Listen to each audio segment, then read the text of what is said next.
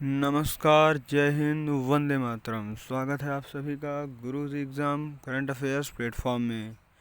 आज के इस वीडियो में हम बात करने वाले हैं 11 अप्रैल 2022 से डेट करंट अफेयर्स के जितने भी क्वेश्चन आपके एग्ज़ाम के लिए हो सकते हैं उन सभी के बारे में। तो चलिए स्टार्ट करते हैं।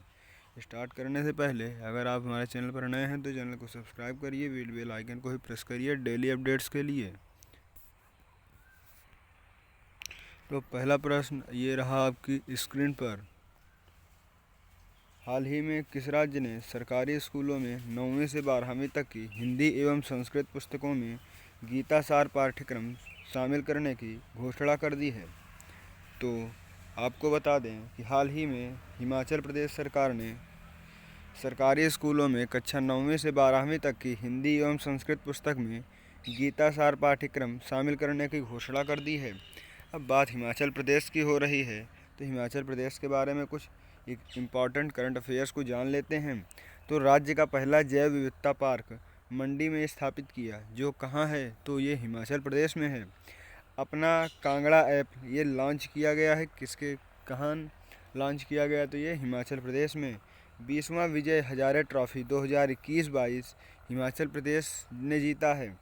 लकड़ी के चूल्हे की जगह देश का पहला 100% एलपीजी प्रयुक्त राज्य, यानी कि वहाँ पर सभी लोग 100% जो है घर गैस पे भोजन बनाते हैं।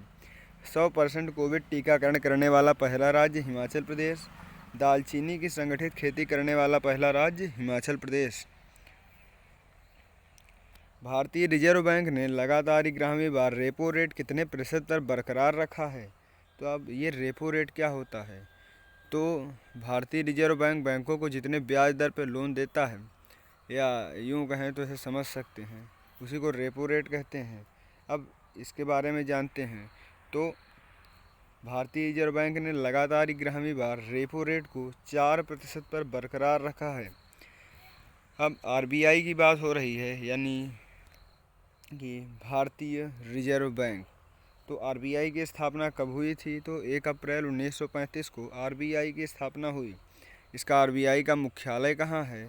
तो मुंबई में है। आरबीआई के गवर्नर शक्तिकांत दास बने हैं। ये कौन से आरबीआई के गवर्नर बने हैं? तो 25वें। आरबीआई का फुल फॉर्म क्या होता है? तो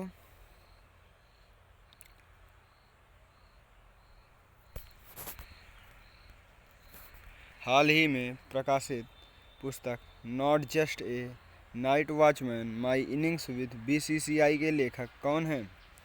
तो हाल ही में प्रकाशित पुस्तक not just a night watchman my innings and with BCCI के लेखक हैं जय शाह। इसका राइट आंसर जय शाह के साथ चला जाएगा। अब बात करते हैं प्रश्न संख्या 4 की। निम्न में से किसने महिलाओं, कारीगरों और शिल्पकारों की प्रतिभा को प्रोत्साहन करने के लिए अवसर पहल शुरू की है? ये अवसर एक पहल है जिसका शॉर्टकट है अवसर। अब पहले इसका आपको आंसर बताते हैं, फिर अवसर के बारे में बताएंगे। तो ये जो है शुरू किया गया है तो भारतीय विमानपत्तन प्राधिकरण द्वारा ये शुरू किया गया है। अब प्रश्न संख्या अगर 5 की बात करें तो अंतर्राष्ट्रीय बुकर पुरस्कार के लिए शॉर्ट लिस्ट होने वाला हिंदी का पहला उपन्यास कौन सा बन गया है? तो अंतर्राष्ट्रीय बुकर पुरस्कार के लिए शॉर्ट लिस्ट होने वाला हिंदी का पहला उपन्यास ए टॉम्ब ऑफ सैड बन गया है। अब टॉम्ब ऑफ सैड को हमने आपको पिछली वीडियो में बताया था कि टॉम्ब ऑफ सैड के लेखक कौन हैं? तो वो हैं गीतांजलि श्री, यानी कि ये एक प्रकार का उपन्यास है जिसको गीतांजलि श्री द्वारा लिखी गई है। मूल रूप से हिंदी में रेत समाधि के नाम से प्रकाशित, इसका जो हिंदी में नाम है वो रेत समाधि है। यह उपन्यास गीतांजलि श्री द्वारा लिखी गई है। टॉम्ब ऑफ सैंड नाम से इस उपन्यास का अनुवाद डेजी रॉकवेल ने किया है। अब इसके कुछ इम्पॉर्टेंट पॉइंट्स के बारे में, अंतर्राष्ट्रीय बकर पुरस्कार के बारे में जानते हैं। तो अंतर्राष्ट्रीय बकर पुरस्कार की शुरुआत कब की गई? तो ये 2005 में इसकी शुरुआत की गई। अब इनामी राशि माने, यानी कि अगर कोई भी जो है इस अंतर्राष्ट्रीय बकर पुरस्कार को जीतता है तो उसको कितने रुपए मिलेंगे, उसका इनाम क्या होगा, तो वो 50,000 पाउंड है। और ये किस देश द्वारा दिया जाता है, तो यूनाइटेड किंगडम द्वारा। अब अंतर्राष्ट्रीय बकर पुरस्कार 2021 के जो विजेता थे वो हैं डेविड डिओ, फ्रांस के लिए, ये फ्रांस में रहते हैं, तो ये भी इम्पॉर्टेंट हो सकते हैं। अब अगर बात कर लें प्रश्न संख्या 6 की, तो रक्षा अनुसंधान और विकास संगठन यानी कि DRDO ने 8 अप्रैल 2022 को कहाँ पर solid fuel ducted ramjet missile का सफलतापूर्वक परीक्षण कर लिया है। तो बिना देर किए आपको इसका आंसर कमेंट में लिखना है। रक्षा अनुसंधान और विकास संगठन ने 8 अप्रैल 2022 को जो है चांदीपुर में solid fuel ducted ramjet missile का सफलतापूर्वक परीक्षण कर लिया है। अब इस मिसाइल की ये मिसाइल हवा में किसी भी आक्रमण को सहने की क्षमता रखता है या उस आक्रमण को ख़त्म करने की। और अगर बात करें इसकी मारक क्षमता की, तो वो है 350 किलोमीटर प्रति घंटा की रफ्तार से ये चलता है। तो अब DRDO के बारे में जानते हैं। DRDO का पूरा नाम defence research and development organisation होता है। DRDO का पूरा नाम defence research and development organisation. DRDO की स्थापना कब की गई, तो 1958 में। DRDO का मुख्यालय कहाँ पर है, तो नई दिल्ली में। DRDO के चेयरमैन जी सतीश रेड्डी। और DRDO का आदर्श वाक्य बलस्य मूलम विज्ञानम। तो ये इसका आप स्क्रीनशॉट भी ले सकते हैं।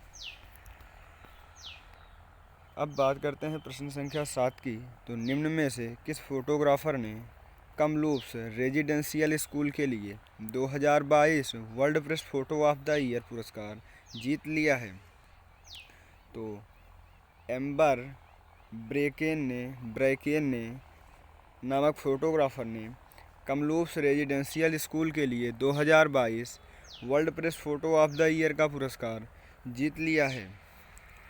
अब ऑस्ट्रेलियाई फोटोग्राफर मैथ्यू एबॉट ने photo story of the year का पुरस्कार जीता है।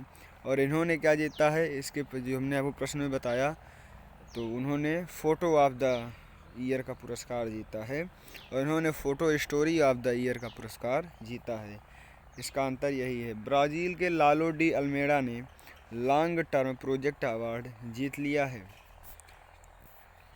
अब बात कर लेते हैं प्रश्न संख्या 8 की, तो 9 अप्रैल 2022 को कौन सा CRPF वीरता दिवस मनाया गया, तो 9 अप्रैल 2022 को 57वां CRPF वीरता दिवस मनाया गया। यानी कि अब बात करते हैं इम्पॉर्टेंट फैक्ट्स की, तो CRPF की स्थापना 27 जुलाई 1939 को क्राउन रिप्रेजेंटेटिव पुलिस के नाम से की गई थी। यानी कि जब 27 जुलाई 1939 को जब CRPF की स्थापना की गई थी तो उसका नाम क्राउन रिप्रेजेंटेटिव पुलिस था।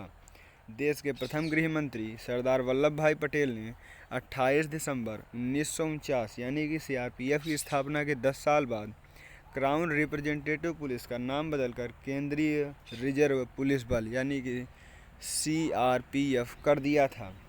अब CRPF का जो मुख्यालय है वो नई दिल्ली में है और CRPF के महानिदेशक कौन हैं, तो वो हैं कुलदीप सिंह।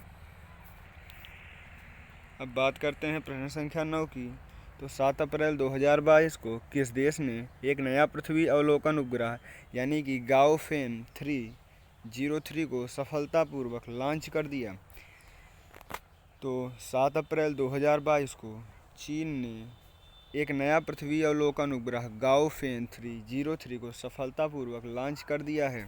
अब इसके इम्पॉर्टेंट फैक्ट्स के बारे में जानते हैं।